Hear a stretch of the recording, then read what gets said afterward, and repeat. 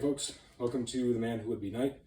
For this video, I want to talk about form-based versus rep-based sets. And what that means is when you're doing a set of an exercise, are you counting your reps? Are you pushing to a set number of reps, or are you pushing to a particular kind of form? In rep-based sets, say I have a target set of 10. I'm going to do 10 reps, and I'm just going to go and I'm going to push until I hit that 10, and then once I get 10, I'm done. So if I'm tired, I'm going to push through and maybe have a little bit of less form, allow my form to suffer a little bit just to get to 10. If I get to 10 and I still have lots of energy, I'm just going to stop because I hit my number. I'll save the energy for the next set. Form-based set counting means I'm going to do a particular exercise until my form suffers. I want to show you what that looks like, and then we'll talk a little bit about the pros and cons of each one.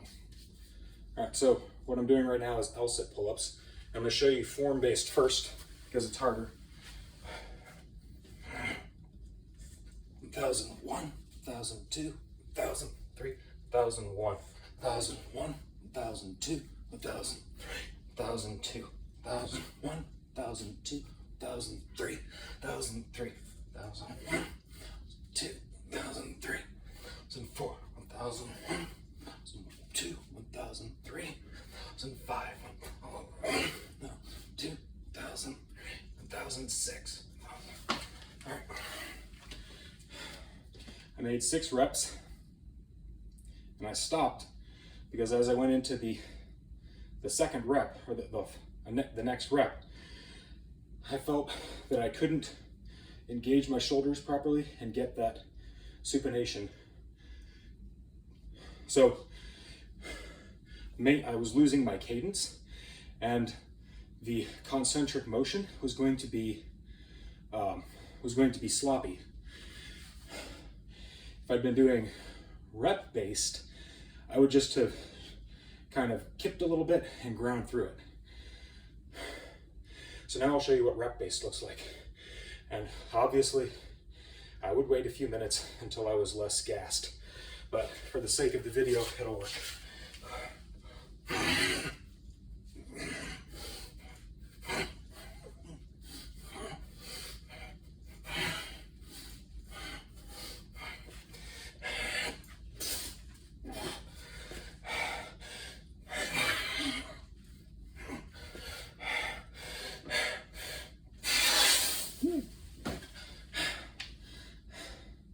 All right,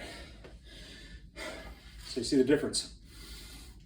Nothing like close to solid form, but I was grinding out the reps and I hit my target number. Probably should have told you what my target number was before I went for it. I had just completed a set of form-based, which means I was tired.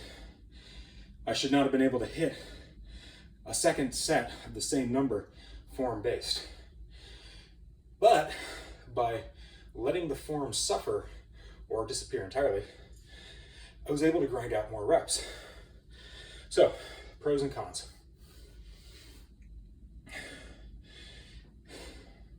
Pros of form-based counting is less injury prone.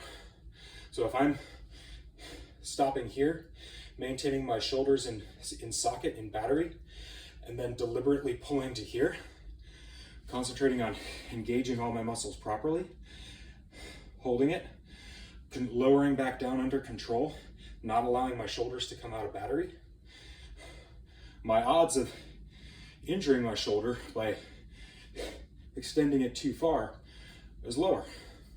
Because I'm maintaining neutral spine alignment, I'm not going to get the fishing with my head that's going to potentially cause a spasm in the back of my neck. Disadvantages are it doesn't allow me to hypertrophy my muscles to the same extent that I would if I were just going to grind out that last rep. Rep-based counting is the opposite. It's a little bit more prone to injury. But you reap potential rewards, at least in the short term, because you're able to squeeze that extra rep out of your muscles. You're able to trigger hypertrophy and strength adaptation that much faster. Now, how does all this matter? Like, which one are we going for? Well, as you might suspect, it's not a black and white thing. Arnold Schwarzenegger was famous for, if you ever watch him do his deep incline curls, he's just like, just get the weight up. Don't worry about the form. Just get the weight up there. And there's a certain amount of safety in that with bicep curls. There's a limited amount of damage you can do to your body just doing a bicep curl. So yeah, a little bit of body English, throwing that weight up there. And then once you get it moving, concentrating on that strong contraction, you're going to develop more strength faster. Not without risk, even in a bicep curl. I have popped this bicep off of my forearm before. Not fun. But in an exercise like a squat or a deadlift, where you're going for max load, you're placing an incredible amount of load on your body. Under those conditions, it's very, very dangerous to let your form suffer, even a little bit. So the pull-up, CrossFitters kip all the time. They throw themselves up there. And most of them don't suffer for it. Maybe over the long term, they'll develop some shoulder pain with it, maybe a little bit of shoulder arthritis when they get older. But for the most part, they're gonna be fine. Your shoulders can adapt to it. You can do a kipping pull-up thousands of reps, and you're probably going to be fine. Squatting, if you do a squat with poor form, even once, one single time sometimes is all it takes to put you in a world of hurt for weeks or even months. So pros and cons of kipping versus form versus rep-based counting really kind of depends on the exercise. Also depends on your age. A 20-year-old can get away with a lot more than a 40-year-old.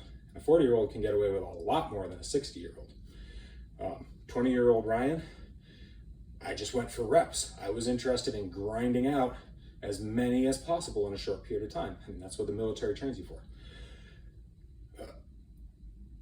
Without too much ill effect, I think doing push-ups that way caused some shoulder pain that I was later able to fix, going back to a more deliberate form-based counting. But as a young man, I could get away with it. Now, I'm 35, almost 36, and the older I get, the more injury prone I get. So the more I tend to go back towards form-based counting. I stop the set when my form starts to suffer. This should not be taken as an excuse for not pushing yourself, but sometimes it can be. So for instance, on a deadlift swing or a kettlebell swing, as I'm going into the swing towards the end of my work sets, I'm going to start feeling a little bit of collapse at the bottom. Now I can do one of two things. I can either say, oh, I'm starting to collapse and stop the set, or I can say, I need to brace more. Take that deep breath in, brace my abs, breathe behind the shield, and really concentrate on flexing, on snapping the glutes and the quads at the top of the swing. So just because my form starts to suffer doesn't mean that I need to stop. It means that I need to fix my form. And if I can't fix my form, then I stop. That's an important distinction. Because if you are strictly going on form, or if you're an untrained athlete and you can't tell the difference between fatigue and real fatigue and that beginning of fatigue, you may be tempted to just quit the set way before you need to. You have to listen to your body, but also you have to direct your body. You are able to say, I've got one or two more if I just brace a little bit harder, if I lock my form in tighter. And this establishes that mind-body connection where you can actually monitor what your body is doing in real time and make adjustments to it under strain, under stress, that are safe, as opposed to just either quitting or saying, no, I'm going to let my form do what it wants. I'm going to get those last couple reps. Anyway, I hope this sparked some ideas in your mind, kind of clarified. Next time you do a set of any exercise you're doing, whether it's push-ups or squats or kettlebell swings or whatever, do it in front of a mirror. Actually do a sub-maximal set and watch your form and see when your form starts to suffer, and then work on tightening that form up.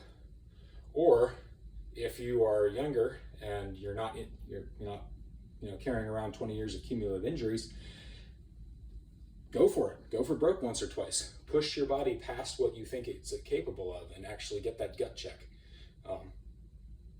It's helpful to have once in a while from a mental standpoint. Anyway, hope you enjoyed that. Hope it sparked some thoughts in your mind. Leave some comments. Let me know what you think. Bye.